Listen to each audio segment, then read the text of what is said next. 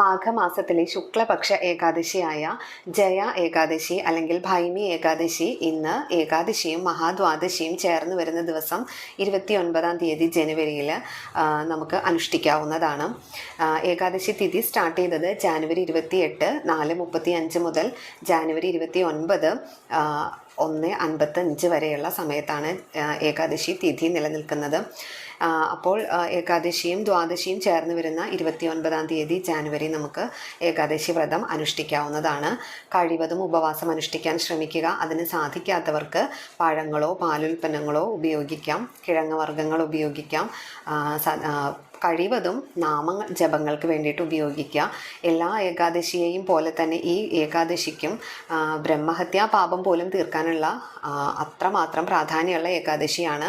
പാപനാശനത്തിനും മോക്ഷത്തിനും വേണ്ടിയാണല്ലോ നമ്മൾ ഏകാദശി അനുഷ്ഠിക്കുന്നത്. അപ്പോൾ അതിനെല്ലാം സാധ്യമാക്കുന്ന ഒരു ഏകാദശിയാണ് ജയ ഏകാദശി.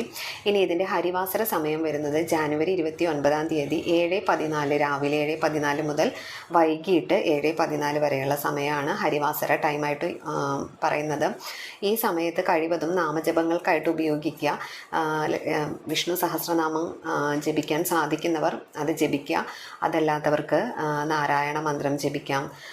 ഇനി ഓം നമോ നാരായണായ, ഓം നമോ ഭഗവതേ വാസുദേവായ, ഏതൊക്കെ നാമങ്ങൾ നമുക്ക് താല്പര്യമുള്ള പ്രകാരം നമുക്ക് ജപിക്കാവുന്നതാണ്. ഇതിൻ്റെ പാരണ സമയം വരുന്നത് ജാനുവരി 30 6:47 മുതൽ 10:41 വരെയുള്ള സമയമാണ്. ആ സമയത്തിനുള്ളിൽ പാരണ വിടാൻ ശ്രമിക്കുക.